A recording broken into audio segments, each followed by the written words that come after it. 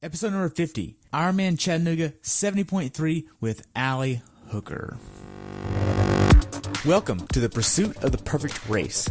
I'm Coach Terry Wilson, and with each episode, I bring stories of athletes to you that share their experiences at races in order for you to learn how to have your perfect race. You will hear stories from athletes of all ages, abilities, and races of all distances. So regardless of where you fit in, there's something in it for you. Thanks for spending some time with me today. Now let the pursuit begin.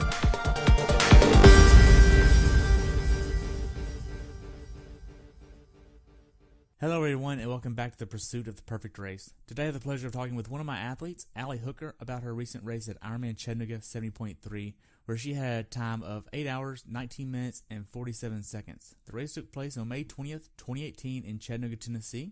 The temperature on race day was 56 and rose to 90. The water temperature was 74.1. Welcome to the show, Allie. I look forward to hearing about your race. Thank you. Awesome. So what made you want to do this race? After I DNF'd Boulder, I did Boulder with my brothers and my sister-in-law, and I got in a wreck and I DNF'd, and so I needed a redemption to show to myself that I could do a 70.3. We decided we were going to do one closer to me, since I live in Florida and Boulder was so far away. So we talked about a couple, I think we talked about Gulf Coast and New Orleans, but I personally don't want to do Gulf Coast, and so we landed on Chattanooga. Okay. So how was your training going into this race? My training was good. Last year when I was training for Boulder, I rode the struggle bus hard quite a few times. And this time I felt like it went really good.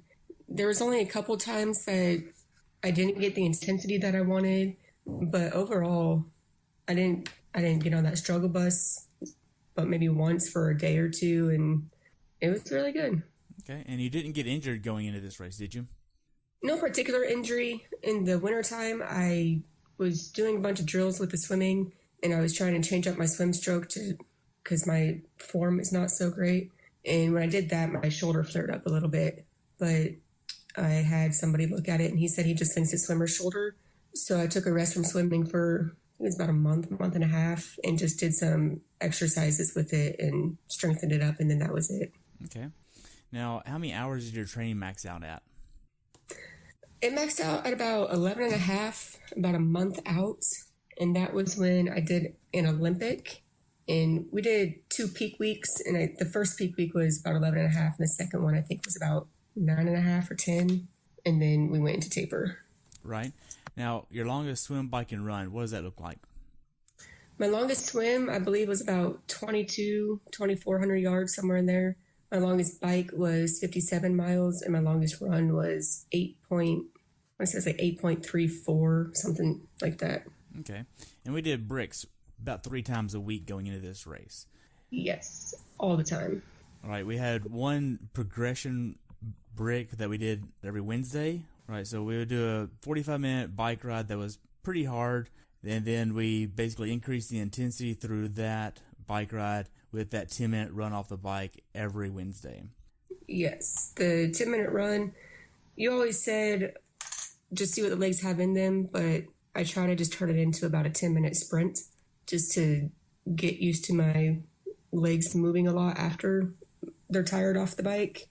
And it was really cool because I would go back and see.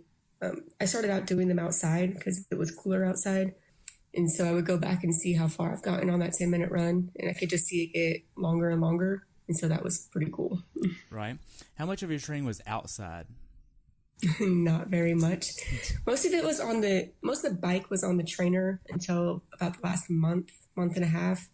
That's mostly just because I don't have a lot of hills in Florida, and there's only a couple roads that I feel safe riding my bike on because traffic is just insane on a lot of the other roads. And they're about a 25 minute drive from my house. So it was just better for me for time to get the workout done and get to work to just do it on the trainer.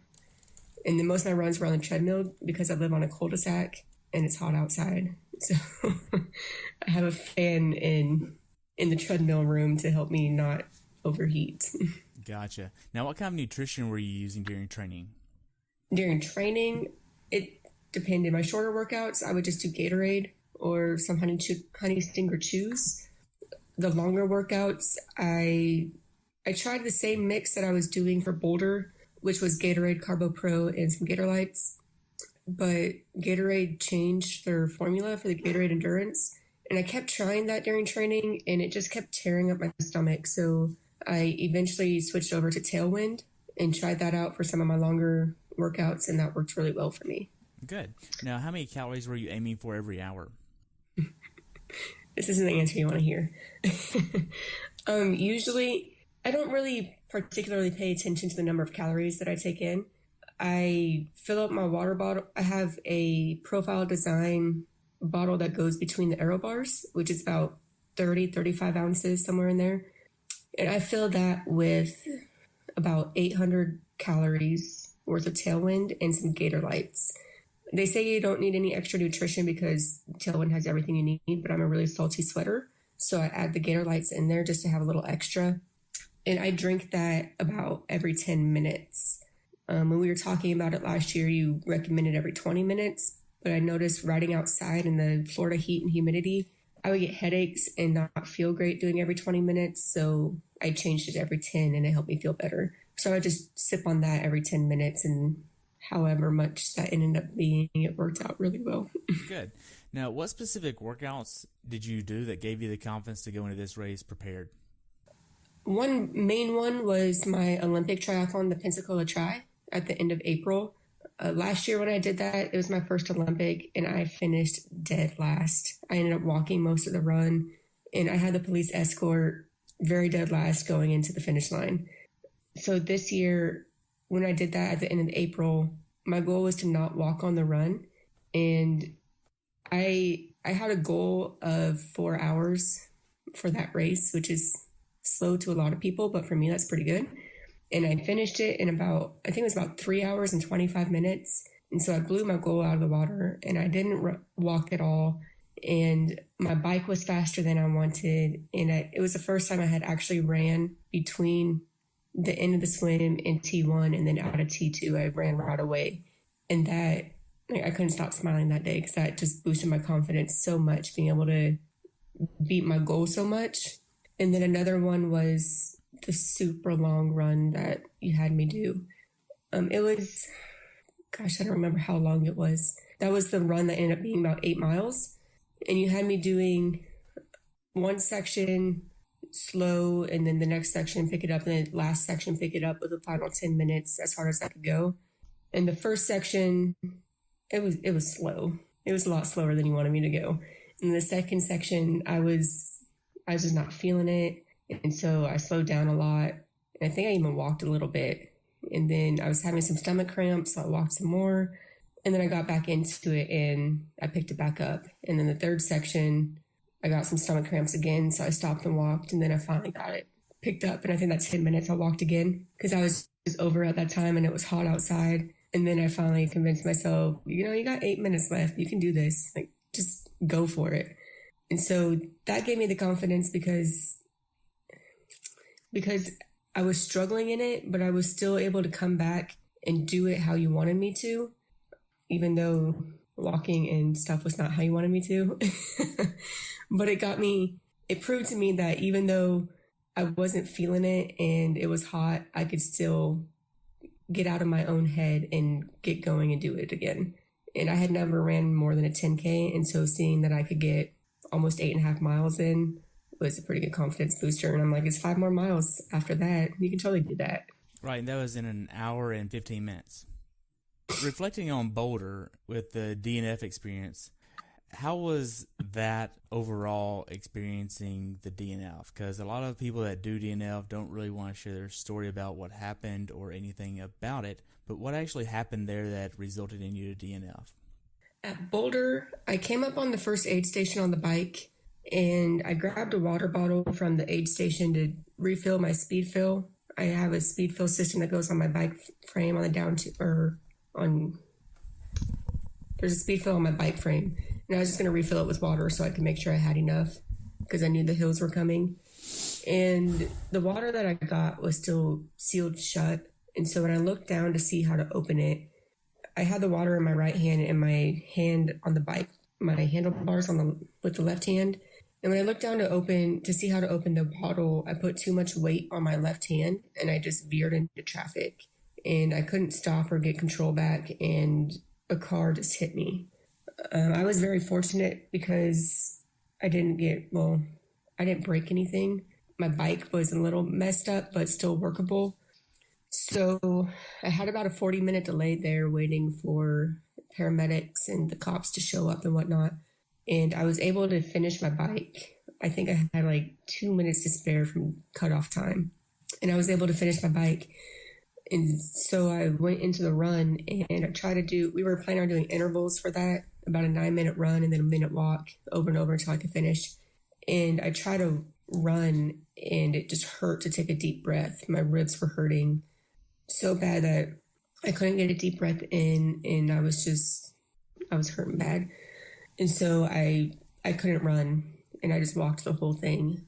So I walked the first lap, and after my wreck, for that race, my nutrition was in bottles behind my seat. And after the wreck, I was worried about taking my hands off the handlebars to get those bottles. And so my nutrition just went out the window. So I was just drinking water for the rest of the time. And so with a combination of the hurt ribs and hurting to breathe deep, my nutrition was also all jacked up. So I was feeling dizzy going tiniest little hills that they had on the run. A lot of times I just stopped and like bent over crying. There was a lot of tears. And so the wrecked nutrition plan really destroyed the run. I think if I had kept up with nutrition, I probably could have suffered through with the ribs and everything. And when I finished the first lap of the run, a volunteer was standing there. You can't continue. It's too late in the day. You've reached the limit. And I just cried. And the volunteer gave me a hug and took my timing chip, and I just sat there crying. But I left Boulder not disappointed or anything. Like, the wreck was totally my fault. I felt bad, and it was totally my fault. But I was proud when I left Boulder because I didn't DNF on my own accord. I didn't go in like, okay, well, this hurts. Oh, my bike is a little wobbly, so I can't ride it, so I'm just going to be done. I gave it everything I had, and I was proud of that. Craig, your brother, Kevin, and Kate, your sister-in-law, were all there, and I was there with my wife as well. And it was really an emotional day because you should have finished, and then it was almost afterwards like a point of bragging of, yeah, you ran over a car because the car was actually stopped. And it was like an SUV, not just a car. So all I really remember is that it was a black SUV, but we changed it to be a monster truck that just ran me completely over and broke every bone in my body, and I still continued. Obviously, that wasn't the case, but yeah. My mom and my husband were there also, and I believe, Jen was there too, right? Yeah. I think she was. Jen was there, wasn't she? Yeah. Jen was there too, so it was a lot of fun having the whole family there. And when I started the run, I saw my mom on the sideline, and I just gave her a big old hug. And she told me she was proud of me, and there was a lot of tears. I just started crying again. And it was great having all the family there. It's the first time I knew that my brothers actually cared about me. As crazy as that is, but brothers are brothers, so. Yeah. I know Craig said that he gave you a hug there, and that's when he cried there. Yes. So Boulder, I was proud when I left because I didn't just give up. All right. Now then, with all your training going into Chattanooga, when you're not training, what are you doing? Sleeping. I sleep. I have a little Etsy shop where I make markers for my job, and so I work on that, and just try to hang out with the hubs and the pups. Nice. So how big of an issue is balancing life, work, and training? My husband is very patient with me because there's days where I just procrastinate getting it done, and he's very patient and supportive. So I think the hardest part is just getting up early because I'm not good at doing the stuff in the afternoon. If I don't get it done before work, my motivation to get it done after work is nil. So I think the hardest part is for me to get out of bed in the morning and just get it done. So, were there any days where you just mentally didn't want to train? Oh, yeah. How did you get past those? Some days it just didn't happen. And other days I would procrastinate it a lot. And then I would finally just get on the bike or the treadmill. And once I started, it was okay. It was just I really don't want to do this today part. And a lot of times Johnny would be like, well, if you're going to do it, you just need to go do it. If not, then just tell Terry you're not going to do it. It's like, no, I'll do it. I don't want to listen to Terry complain about it. So having that accountability of a coach on the back end really helps because I know that if there's days that I just don't do it because whatever, something came up or the weather canceled my swim, you totally get that. But what's the point of having a coach if I'm not going to do the workouts that you prescribe? So I think that helps me a lot to just be like, okay, fine, just get on the bike, get it done. Good. Now, what was your taper like and what did it consist of? My taper was about a week and a half, and I don't really remember what it consisted of. Race week was pretty easy, mostly like 30-minute workouts, really easy stuff. The week before, I think it was just like zone 2. I did a lot of heart rate training, so I think it was mostly zone 2, short, easy stuff. Okay. Now, we did a lot of zone 2 training going into this from Boulder last year. You took about a month off after Boulder, and then when we started back up, we really started the zone 2 training all the way through. How was that for you? The beginning was terrible. The beginning was very, very slow, about 15, 16-minute miles. I'm trying to stay in zone 2. I would run for about 2 or 3 minutes, walk, get my heart rate back down. I say run, but really it's a super slow shuffle. And that lasted a while. I think it was 2 or 3 months before I finally got to the point where I could do 45 minutes at about a 14-mile pace and not have to walk.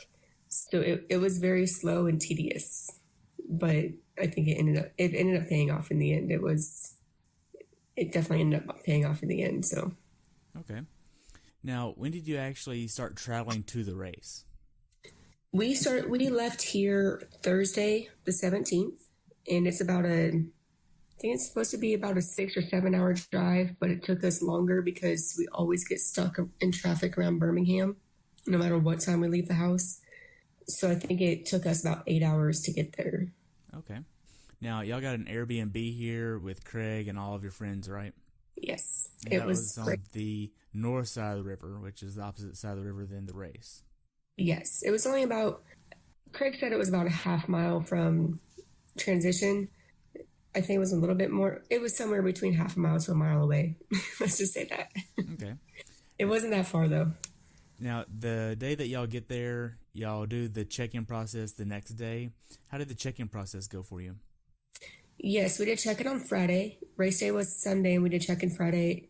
It was great. I'm really happy that we did check-in on Friday because there wasn't a lot of people there yet. So you didn't have to not fight, but you didn't have to wait or maneuver the crowds or anything because there just wasn't a lot of people. So it was pretty simple in and out. Like you can easily see where you're supposed to go, what you're supposed to do. Then we hit up the expo and all the race shirts and stuff were still there. We had no issues there with too many people, or I think we stood in line for like 5 minutes maybe, and that was it. We went back to the expo on Saturday because one of our friends realized she packed only cycling shorts and not tri shorts. So we went back to the expo on Saturday to try to find her something, and it was a madhouse. All of the race shirts with the names on the back were sold out, except for like the super, super tiny sizes. And there was just people freaking everywhere. So I was really happy we did Friday instead. Good. What was your mindset going into this race? I felt good. I was excited about it. We don't have a lot of hills in Florida, and the elevation gain is about 2,000 feet, I think the website says. But I actually felt really good going into it. After Boulder last year, we did some super tedious bike handling practices in my neighborhood, and those helped out a lot. I was feeling really good on the bike. I'm slow in all of the swim, bike, and run, but I was feeling good and I was feeling confident, and I felt like I was definitely going to be able to finish in a decent time. I was hoping for under 7:30, and I went in thinking that I could totally do it because I was feeling good about it. Okay. Now, the final workout that you did going into this race was a swim and a bike ride the day before the race to kind of get used to the water there, which is up by the dam, and then y'all just rode up there. How was that feeling for you? Did you feel pretty good then? How did you feel? The swim, I hadn't been in the pool for about a week, I think, before that. And the swim was kind of disappointing because it was a lot slower than I thought it would be for the amount of effort I felt like I was putting into it. But it was good to just get in the water. The water didn't feel as cold as I was expecting it to, so I actually started questioning if I should wear a wetsuit or not. And then the bike ride, the bike felt good. I didn't put a lot of hard efforts into it, and I just went through all of the gears and made sure it was working, and I didn't have any issues. It felt like it was good. Now, you didn't have any issues with the bike prior to checking it in? Somewhere, I think when we were walking through transition, I noticed my back brake was having a little more play in it than normal, but it was still working fine, so I didn't question it. And other than that, it was no issues with the bike before check-in. Okay. Once you checked the bike in, did you take some PSI out of your wheels to kind of make sure that it wasn't going to bust? I did. As soon as I racked my bike, I couldn't tell you how much I let out. I let out quite a bit because it was starting to get hot, and the air expands in the heat, and so I didn't want to blow a tire. Get to transition in the morning and notice a tire blown, so that's not a good way to start your race day. Right. Now, after you checked your bike in, do you have a certain meal that you want to get the day before the race? Usually I do like a chicken fettuccine Alfredo because it sits in my stomach fine. It gives me, I'm a carb girl. Gives me the chicken and everything. This time we were just cooking at the Airbnb most nights. And so I think we got some tortellini, and we did like chicken and tortellini with some avocado and whatnot. Nice. What time did you try to get in bed the night before the race? We were in bed before the sun was down. I think we went to bed about 8 or 8:30. But Chattanooga is like right on that line of Central and Eastern time, so it doesn't get dark until even later. And so we were in bed about 8 or 8:30 before the sun went down. Okay. So you wake up the morning of the race. What's your race day ritual like before you leave the Airbnb?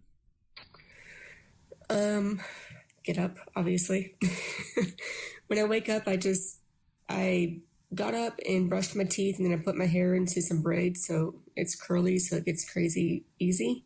So I just French braided my hair, and then I went to the bathroom and got dressed, went downstairs, got all of my bottles out of the fridge and the fridge and the freezer, and filled up the rest of the way.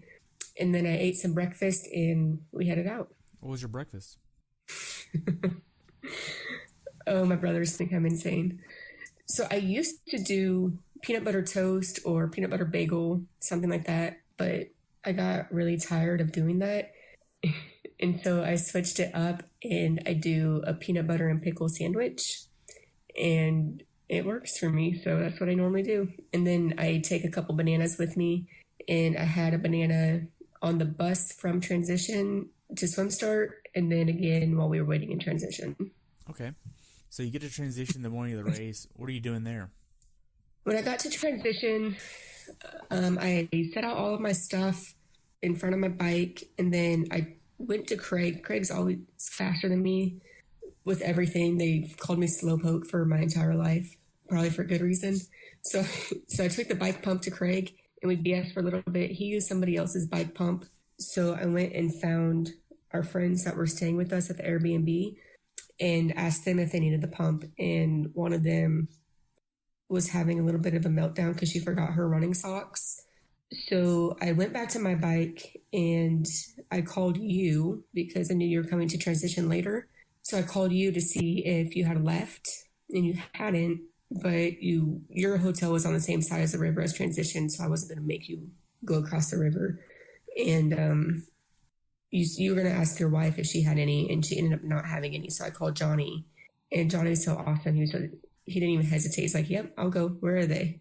So I explained it to him, and then after I hung up with him, I aired up my tires and made sure I had everything out that I needed. And there was people behind me talking about how they had everything and even some extra socks. So I was about to ask her if we could borrow her socks. But then Johnny called and was like, "Oh no, she got some. It's okay." It's like, okay, cool. So then I just grabbed my wetsuit and my bananas and left transition. Great. What kind of PSI are you putting in your wheels?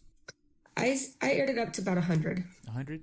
Yes. All right, so you get over to the start line on the other side of the river with the shuttle over there. What were you doing over there once you got settled? When we got off the bus, I was thinking, man, I didn't bring any water with me. We left the house at 4:30 and got to transition right as it opened. I think it was 4:45, right when it opened. And we had no issues with parking or anything because there wasn't very many people there, which was great. So by the time we were done in transition and headed over to swim start, it was only, I think it was like 5:30, somewhere in there. It was still early. We were over there before the sunrise. So when I got off the bus, I was like, man, I wish I brought water with me. We have a long time till this race starts still. So we started walking and they had porta potties there. So we made a quick stop at the porta potties and walked down to swim start. Chattanooga's awesome. They have volunteers everywhere just where you need them.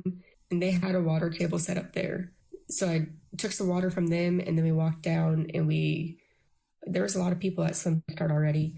And we just kind of walked around there, kind of see where we go and look at the swim course as much as we can.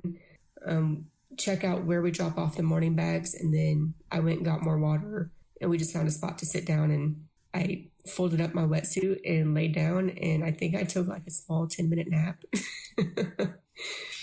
And then we saw you and your wife, and we all just BS for a little bit before swim start. Great. Where did you end up seating yourself at? I seated myself in the 40 to 43 minute corral, I guess you could say. That was my goal, but the lady holding the sign was a little kid, so she kept moving everywhere. So I'm not really sure where I actually was, but I was setting myself up for 40 to 43 minutes. So during this time that you were just getting ready to actually swim, I know we separated and you separated from Craig and you started hanging out with Amy and y'all seated back, and I know Craig was a little bit further up than you and I was further up than him. Were you stressed at all or nervous or anxious at that time? At that time, no. When we were walking into transition, I started getting the butterflies and I felt like I might puke. And I said something to Johnny and he's like, "Don't think about it. You just got to not think about it." So, okay, you're right. And that feeling stayed until about when we got off the bus, maybe a little bit after that. But having that time to just kind of relax in between swim start and setting up our transition helps quite a bit. And so when I was talking to Amy and stuff, I was feeling okay then. Okay. So now then the final few minutes before your swim and your race actually started, how was that going into that? Once the swim started, it was really, really slow moving because I was back in 40 to 43 minutes. And so there was a lot of people ahead of me that seated themselves faster, and it moved really slow. And then eventually, when we finally got down to almost the start, you could hear the announcer down there saying, "Come on, guys, just jump in. As soon as you cross this mat, your time has started. Just jump in and go. Just jump in and go."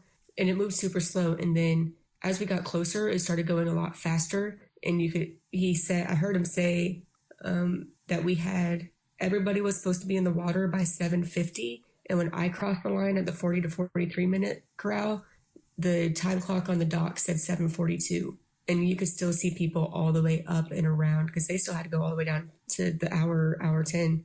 and there was tons of people up there. So they started trying to rush everybody in. I was like, why was this rushing when all the fast swimmers were going? Now you're getting to the people that aren't so comfortable in the water and you're freaking everybody out. Right. And you used a wetsuit for this course. What kind of wetsuit was it? I have an Aquasphere. I don't know. That's all I know. I don't know what model or anything. It's just an Aquasphere wetsuit. I got it off Amazon. I debated using the wetsuit because the water was 74 degrees, and that's pretty warm. I'm comfortable not using a wetsuit at about 71, 72 degrees. But I have never done a river swim before, and it made me nervous. So I opted for the wetsuit just in case I needed to stop or anything. So I had that buoyancy if I need it. Okay. Your goggles that you used here, were they tinted or clear? I always use tinted goggles. I use tinted goggles even at the pool. Most of the time, the pool opens at 5 a.m. And so I get there to swim before work. And I use tinted goggles even then when it's dark outside. And it doesn't seem to affect it too much. So I just always use tinted goggles. Okay. Did you make sure you put lube around your neck to make sure you didn't get burned by the wetsuit? I did not. I've been very fortunate where I don't get a lot of chafing and stuff from the wetsuit. And I honestly didn't even think about it. I use Tri-Slide all over my arms and legs to help get it on. But I don't add any additional around my neck or anything. So how did the swim go for you? The swim just started out rough. I jumped in the water off the dock, and I got maybe 100 feet, and there was a group of 4 or 5 people just sitting there, but just sitting there not moving. And so I had to maneuver around them, and then it was just crazy. Like, I couldn't see my hand in front of me. The water was so dark, so you couldn't see when you were coming up on people. And so there was a lot of hitting and a lot of kicking. People would pass me, and then they would stop right in front of me and turn around and start backstroking or start breaststroking. But the water was so dark, you couldn't see it unless you're constantly with your head up. So there was a lot of running into people. At one point, this guy came up beside me and swam right off of my left side. And I was just trying to get into a stroke, so I was getting so frustrated, and I kept hitting him. And he just stopped and pushed me over, and I popped my head up. I was like, I'm sorry. And he was like, it's okay. We're all trying to do the same thing here. And in my mind, I was like, you're the one that swam into me. Why are you pushing me out of the way? Like, shouldn't you be the one correcting? But it was kind of frustrating. But, we couldn't see. So I understand it, but it was rough. So I think next time I'll put myself a little bit faster and see how that goes. Because Craig was like, yeah, you're kind of in the area where people see themselves in that group because the downriver swim, they think they're going to be faster. But it starts to get to the people that aren't super comfortable. And so there is a lot of stopping and trying to catch your breath and stop freaking out and stuff. It's like, yeah, that makes sense. So next time I think I'll see myself a tiny bit faster and see how that goes. And maybe it'll help me swim faster if I know that I'm in the faster group. Right. Now, the swim goes under 2 bridges. What was it like going under those bridges as a swimmer in the river?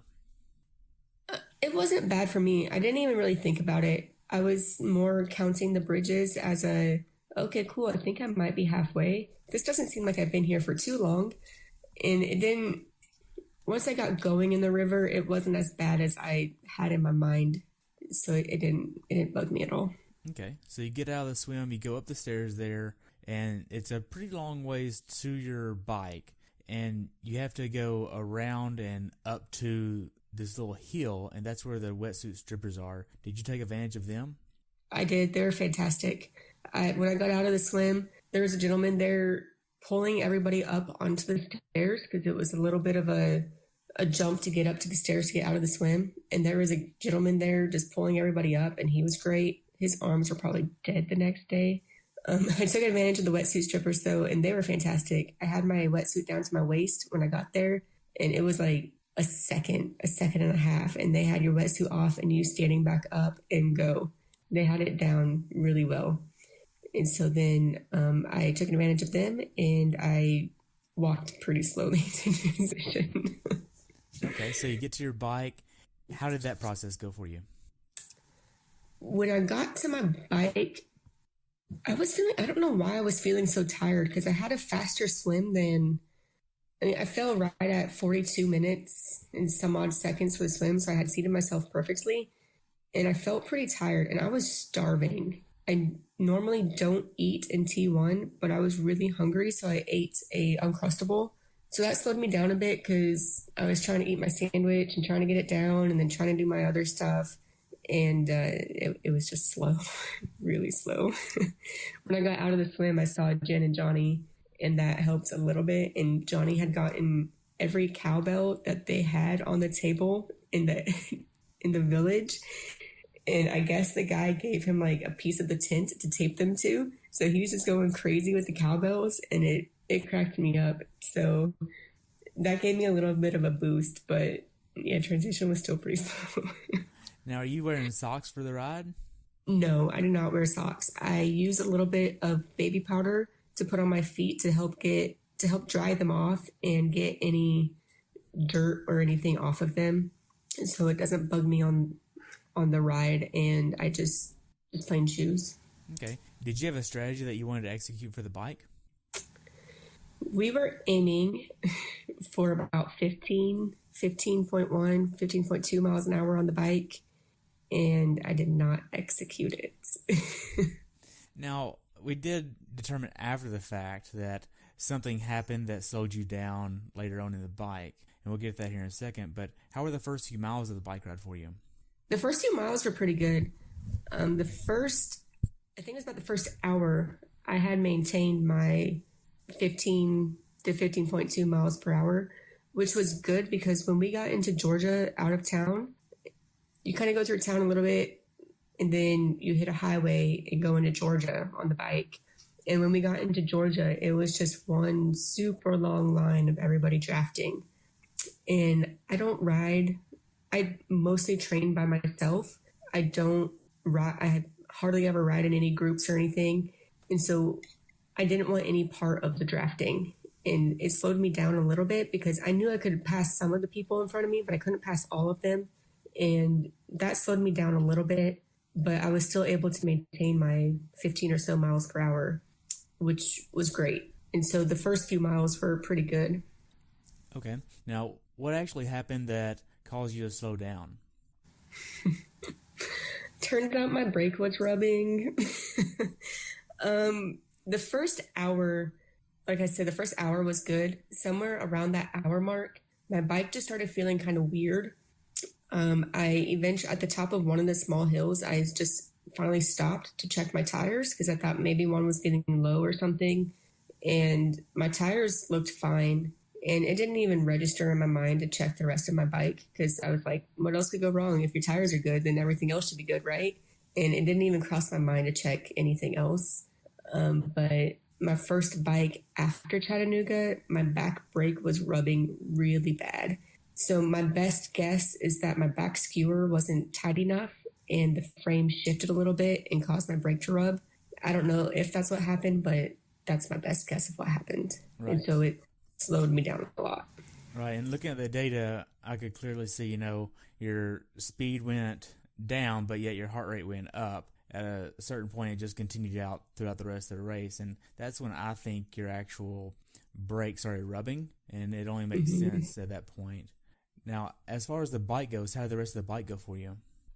It was very frustrating because I kept wanting to go faster and I just couldn't. And I'm pretty overall disappointed in how the bike went. And I know I'm not very good at hills because we don't have hills in Florida, like I've said, but I feel like I could have done a lot better with them. We have one of the courses or one of the routes that I ride has pretty small hills, but they're a little bit bigger than some of the rolling hills that were in Chattanooga. And the rolling hills in Chattanooga, I was struggling with. And I kept playing yo-yo with some of the same people because they would pass me when I'm crawling up the hill at turtle pace, and then I would pass them on the downhill. So we would keep going back and forth. And there was one point where my mind was kind of just wandering because I was over it. I wanted to get off the bike. And one point, I thought the next mile checkpoint was going to be 40 miles. and I got up on it and it said it was 35.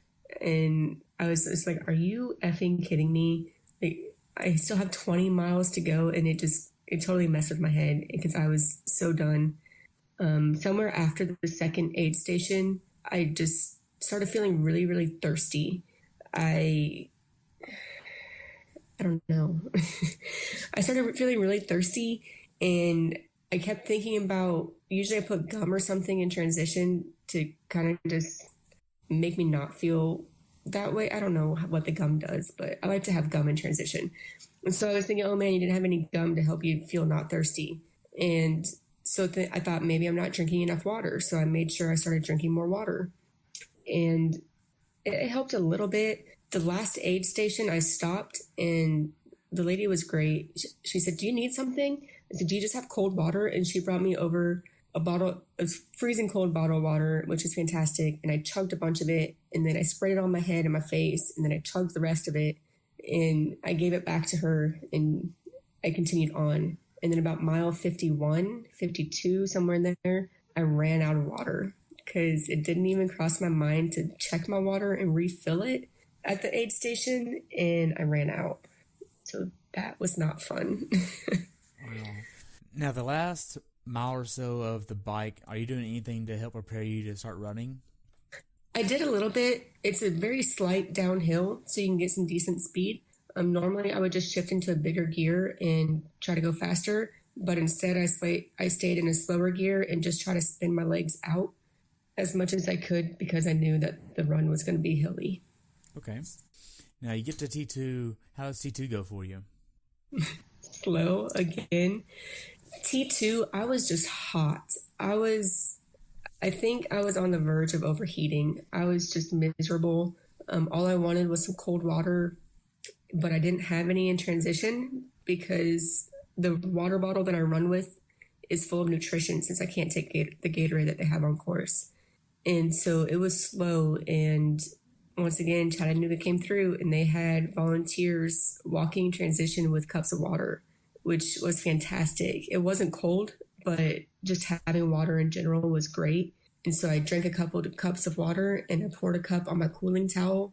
And then I walked out of transition. I actually saw your wife while I was in transition. And as I was walking out, I asked if you had finished yet. I said, I asked if you were about to finish. I said, has Terry finished yet or about to finish? She said, no, he's doing 14-minute miles right now. I said, good, then he won't be mad about how my run's about to go. Yeah, it got hot quick. It was insane, yeah. Should have gotten there sooner, Terry. Yeah, should have got there sooner. Oh my gosh. Jeez. Somebody actually said that too. I listened to that one. Yeah. So you get out on the run. How's the first mile go for you? Terrible.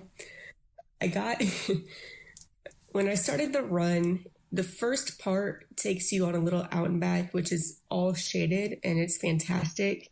And I saw my husband and my sister-in-law, and my sister-in-law said, "Are you having fun?"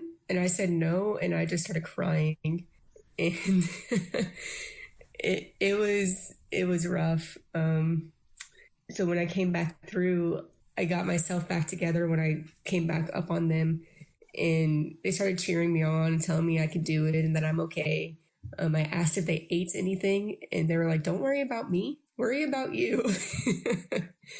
And Johnny yelled at me about what pace I needed to do on the run. And I don't remember. I think he said 13:30 was the pace. And I just took it as that's what you wanted me to do. Actually, you wanted me to do like an 11-minute, but I was like, okay, sure, I can do that. And then, but apparently he thought the cutoff time was 8 hours. So 13:30 would have put me at 8 hours. But I was so hot. I just walked the entire to the first aid station. You go down by the river a little bit, and I seriously considered stopping and jumping in the river just to cool off a little bit. And the run course goes up a little bit of a hill and then onto the highway. And I saw a volunteer, and I asked her how far the first aid station was, and she said, "I don't know." So, okay, great. Hopefully it's not too much far because I'm about to die. And then I saw somebody with a finisher medal on the side of the road. And I asked him, and he said, "You're almost there. Just up this hill, and it's right there." It's like, okay, good. I can make it up this hill. Excuse me. So I got to the first aid station and I put ice in my hat and down my shirt, and it was like instant relief. And yeah, it was the first mile was a real struggle.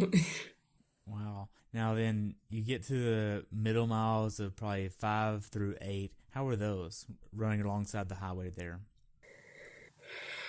Running along the highway was the first 5K or so. Running along the highway was brutal. It was hot and no shade. I got down on the Riverwalk, and you do another little out and back and then go down the Riverwalk back towards transition. And I did that out and back, and on my way back, I saw my brother coming down from the highway. And so I yelled for him, and we BS'd a little bit about the bike as we kind of both shuffled along. And then I continued down. And then you go down the Riverwalk, and it gets shaded, which is nice. And then you come up on this little Hawaiian aid station. I think that's about mile 4, so 4-ish, I think. The Hawaiian aid station is just the best ever. And then you pass the Hawaiian aid station, go up a hill, come back down the hill, and go through the Hawaiian aid station again. So when I came back down the hill and I was at the Hawaiian aid station again, my brother was turning to come through it to go up the hill, and he just came over on my side and gave me the biggest hug ever. And it was such a cool moment. And then after that, I continued on. And when I was walking to that first aid station, I did the math to see how much I could walk and make cutoff time. And it didn't work out so well. So I had decided that I would walk the aid stations and the hills and run everything else. And that ended up working out really well. And then you continue along the Riverwalk, and then you go up a really steep hill. And I think that was mile 5, the first round. And that was rough. Everybody walked that hill, I'm pretty sure. And then you go up and you get onto Veterans Bridge after that. And that is a super, super slight uphill. And so according to my run everything else but walk the hills and aid stations, I considered walking it. I was like, no, this is a Veterans Bridge. I am not walking across this bridge. I don't care how hot it is. And I think that decision is what made or break me making cutoff time. Because if I it's a pretty long bridge, and if I had walked that, I probably wouldn't have made the cutoff. Wow. So yeah. Or the weather, whatever. Or the weather, yeah. So towards the later part of the run, how are you feeling there around mile 8 to 10? 8 to 10. I mean, obviously I was tired, but I felt good considering how hot it was. I was tired and it was hot, but for the most part, I was doing okay. I was still maintaining my run in between everything. And I every aid station, I just put ice in my hat and ice down the front and back of my shirt to help keep me cool. Someone described it as running on the face of the sun. And I feel like that's exactly how it was, because it was insanely hot. But the aid stations were fantastic. They had ice and they had everything you needed. I don't normally drink Coke or anything. And I don't remember what aid stations I took it from, but I took Coke a few times. So I did a few things new on race day, but I think it worked out for me. But 5 through 8, it was when we're getting close what did you say? Not 5 through 8. Yeah. We were past 5 through 8. Anyway, we were getting pretty close, and there were a lot of people struggling out there. And so I was trying to help encourage, we're almost there, guys. We got this. And I didn't really feel that bad. Now, what was the funniest thing that you saw on the run course? Oh, gosh. I was just focusing on finishing. That I think there was the typical signs of, I don't do triathlons, but I do a triathlete. I think there was a couple signs like that. The drunk guys towards the end were great. They were cracking me up, and they were on the pedestrian bridge coming towards the finish, and they were sitting there you only got 200 yards and you're over this. That's your last tiny little hill. You got 200 yards. You only have this far until finish. They were great. There were a couple funny signs of, I think one that I remember seeing was I'm assuming it was a guy racing, and it was a picture of him with just Cheetos in his nose. So, yeah. That's awesome. So, after you get over the last bridge, how was that? The last bridge took it out of me. Um, the last bridge, I walked very slowly up. I knew I was flirting with the cutoff time that entire last lap because I reached the halfway point of the run at the halfway point of my time before cutoff. So I think I actually ended up negative splitting the second half of the run, which is great and surprising. But the pedestrian bridge, I went up slow.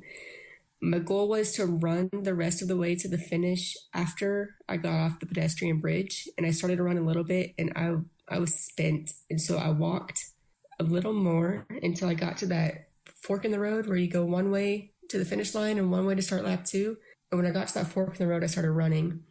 You could hear the finish line in the end, or you could hear the finish line in the distance, and there was other athletes in front of me. So I picked up my pace, and then you go downhill a little bit, and I was so happy it was downhill and not uphill. And then I started sprinting, and it was farther to the finish line than I thought. And I was already sprinting, and I wanted to stop so bad, but I knew if I stopped, I wasn't starting again. And so I just continued my sprint into the finish, and I passed a couple of the people that were in front of me, which was always your goal in the finish shoot. And then, yeah, it was rough because I sprinted way too early. So how was the finish for you? The finish was amazing. When I was on the bike and during the run a little bit, all I thought about was finishing, and I actually got emotional sometimes thinking about it. And when I finally got there, it was great. When I got to the finish shoot, I saw Johnny standing there waiting to medal me, and my brother, and it was everything I had imagined. It was needed. Yeah. So happy to finally cross that line, you know? And Craig was there too, and he was able to give you another hug. Yes, I crossed the line, and Johnny medaled me and gave me a huge hug.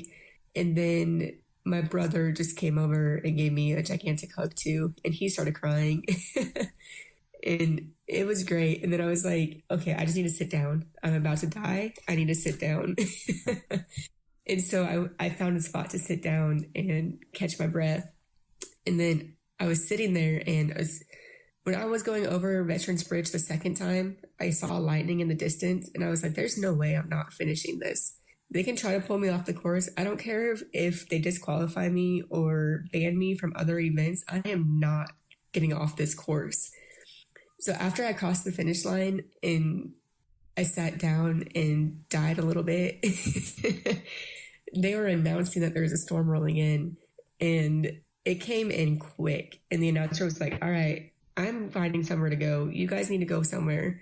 And he told everybody to essentially leave. And the storm rolled in quick. And then he said, we're closing the course. We're going to go grab people that are still on the course and get them out of here. I was like, that sucks. They were a mile away from finishing, and they're going to go pull them off. So I finished just in time. And yeah, it was needed. It was great. It was everything that you could imagine. Wow. So how was your recovery process? Recovery was good. When we got back to the Airbnb, Johnny immediately gave me some Aleve and some Gatorade. He takes care of me. He's fantastic. He gave me some Aleve and some Gatorade, and I just hung out for a little bit, and I was freezing. So I took a super hot shower, and we vegged out the rest of the night. The next morning, our bedroom was upstairs, so we ended up going up and down stairs a lot, and that was a little painful. But the more I moved around, the better I felt. So I surprisingly wasn't feeling that bad. But then we drove home that day, and my hips were pretty sore after driving home. But then once I started walking, it would be okay. So I really wasn't super sore. I wasn't super tired. So I would stretch out, and I stretched my hips a lot, trying to help those out, and just some stretching. And yeah, it was not as bad as I expected. I was a lot more sore after my Olympic a month before the race than I was after Chattanooga. So did you sandbag Chattanooga then? Probably, yeah. The bike for sure, yes. So looking back on it, how well prepared for this race do you think you were? I felt really prepared. I felt way more prepared going into Chattanooga than I did Boulder. And I think that's why I was so disappointed in the bike, because I did feel so prepared. Now, if you could change one thing about your race, what would you change? Check everything on my bike when it started to feel weird. The things I would change, I would seat myself a little bit higher or a little farther up on the swim, just to kind of get away from the pack of breaststroking and backstroking, I guess you could say. The bike, I would definitely just check over my bike completely. Lesson learned, check your brakes. The run, I was really proud of how I executed that run, especially with how hot it was. So the run, I mean, I could, if I had to change something, obviously start running sooner, but mostly it would just be on the bike, just checking your brakes. Do you think going to Cola or the Coke actually helped you more on the backside? I think it did. Like I said, I can't remember what aid stations I got it from, but a lot of times in training, when I have really long workouts and it's really hot outside, I get a headache and I feel kind of like crap until I drink like a Pepsi or some sort of soda. And so I think that's the first reason why I took the Coke. And I think I took it like 3 times, and I think it did end up helping in the end, just to kind of get that caffeine and something else in your system. Okay. Now, what's something that you learned from this race that you'd like to pass on to someone who hasn't done this race before? For this race, prepare for the heat. My brother said it was humid. I didn't think it was that humid, but Florida is humid, so it's all relative, I guess. If you're from a dry climate, it will probably feel humid to you. If you're from a humid climate, it wasn't that humid for me. But the heat, it was just killer. So prepare for the heat. Okay. Now, how could Ironman have made your race experience better? I mean, Chattanooga was just amazing. I feel like they did everything right there. I was kind of disappointed in Boulder last year, and so it was a whole 180 into Chattanooga. They did great. They had volunteers everywhere that you needed them. They had water available. They prepared for the heat. It's super spectator friendly. I'm not really sure they could have done anything different for this particular race. Okay. Now, you mentioned Johnny and how much he supports you and how he's patient with you. Could you be where you are in the sport without his support? Probably not. I might be able to do it without his support, but I wouldn't want to do it without his support. We were talking about, Craig and some of his friends and I were talking about Barcelona or somewhere overseas for a race, but Johnny can't fly. So he was like, you can go if you want. It's okay. I was like, every person in the world could be there, but the only person I would want there with me is you. So I wouldn't want to do it without his support. Right. Because there's a lot of people out in the triathlon world or even endurance community that does races and does the sports without their spouse's support. And it's really kind of like, how do you do that? And how does that work, you know? Yeah, I don't know how they do it without their significant other supporting them in their endeavor, you know? If he didn't support me, I probably wouldn't be doing it. I wouldn't want to. Okay. So we covered a lot. Do you have anything else to add about the race? The Chattanooga is just amazing. I would recommend it to anybody. If you're thinking about doing a half Ironman, I highly recommend Chattanooga. I mean, obviously, I've only done Boulder and Chattanooga, but Chattanooga is what I picture when I think about a 70.3 with the community support and the volunteers and just the execution of, or not the execution, I don't know what word I'm looking for, but they have it all. They take care of the athletes, and they care, and the community just all together supports it, and it's just amazing. Okay. So what's next for you? Catching up on sleep. I took like a 2-hour nap today. I don't have anything on the calendar. The area that I live in doesn't have a lot of stuff going on during the summertime. There's a couple shorter races come fall, September, October time frame. So I'll probably I'll for sure sign up for Santa Rosa Island to try. That's the first try I ever did a couple years ago. And so I like to try to do it every year. And then there's 1 or 2 other ones I might sign up for, but they're all short distance stuff. Okay. So I have one more question, and that's, what's your definition of a perfect race?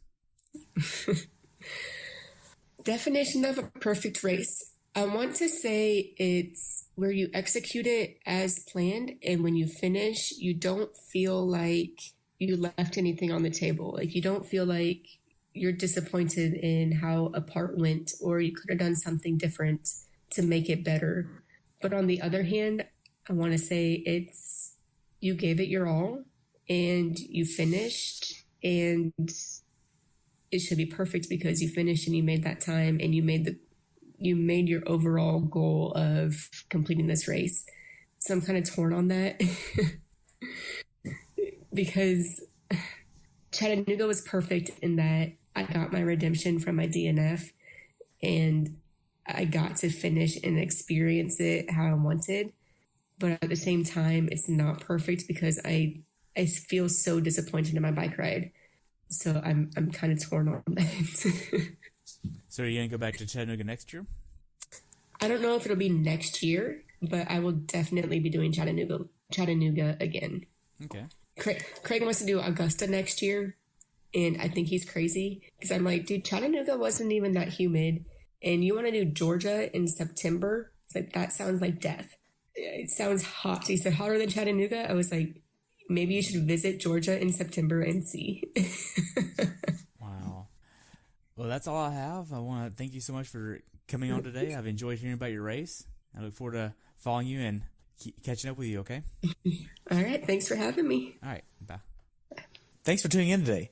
I hope you were able to learn something from today's episode. If you enjoy the show, please take a minute to leave a review on iTunes or share it with a friend. Be sure to subscribe so you never miss an episode. If you'd like to see pictures from this athlete's race, learn more about who I am, what I'm doing, or be on the show yourself to share your story, check out my website at CoachTerryWilson.com. Until next time, continue the pursuit.